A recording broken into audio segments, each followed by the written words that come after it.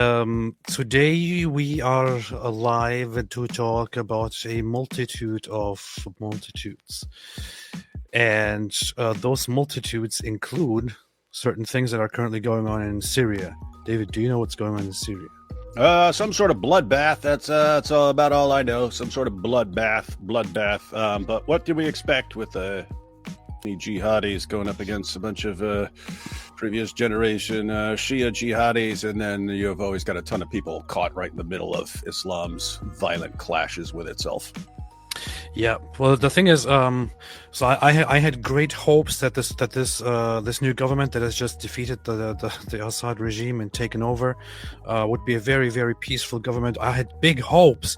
That this Islamist government was going to be like very, very peaceful and was going to bring a bright future to Syria. Yeah, because that's how they acted. Remember that? They're Yeah, like, yeah. oh yes, we're gonna make an awesome government. It's gonna be good for all, and we're not gonna be doing the jihad that you think we will. We will not be doing all the jihading that you think we're going to be doing the jihadi, because we all come from jihadi groups. But no, it will be different. We want to make good, strong Western nation. Alhamdulillah. Of course, that's all nonsense.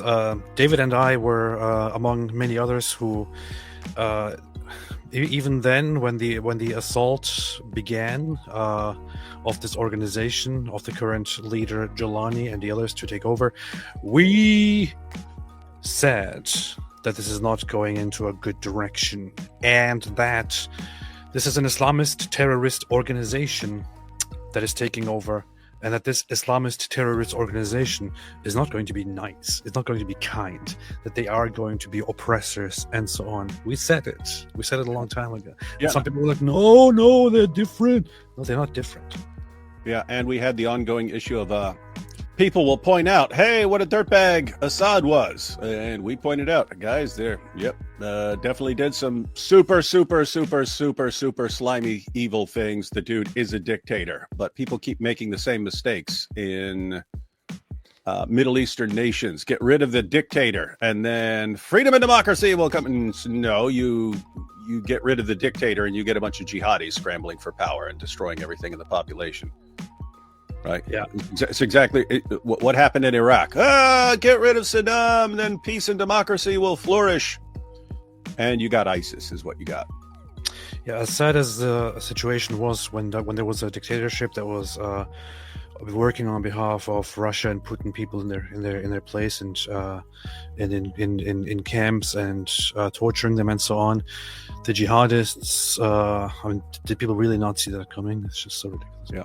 And by the way, here's what's really, really, really messed up.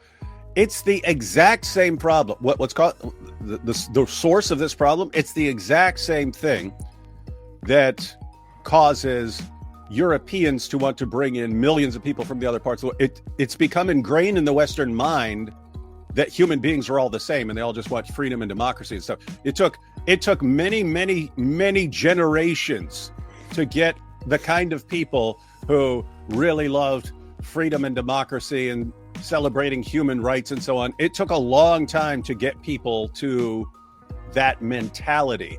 But then once you got that mentality, everyone in your society is like that. And then you make the huge mistake of thinking, since everyone I see is like that, therefore everyone in the world is like that. And they made that mistake. People around the world just want freedom and democracy. Who's keeping it from them? Evil dictators. What should we do? Get rid of the evil dictator. Freedom and democracy will flourish. Again, we have that mentality, and it's the same mentality of, hey, let's bring in all these people from Pakistan. Yeah, they say they want to bang our little 12-year-old daughters and stuff like that. But once they experience the freedom and democracy, they'll say, this is what we're really looking for, not the 12-year-old girls. And so they just keep bringing them in, and finding out, wait a minute, they don't think like us.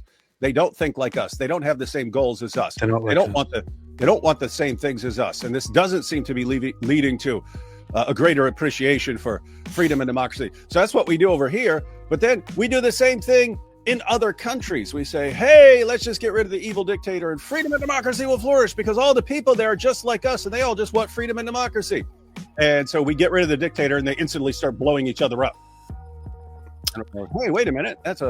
That's weird that you're doing that, considering you just want freedom and democracy, and now you're all just slaughtering everyone from being in the wrong group. Yeah, they're not like us. They're not like us, and people need to understand that. This is what happens this is what happened in the UK. You have a whole nation that invites all kinds of different people from around the world, from a different culture, overthinking they're like us. In fact, they're not like us, and then suddenly you have an artificially created Epstein's Island right there in the middle of Europe. So very, very bad.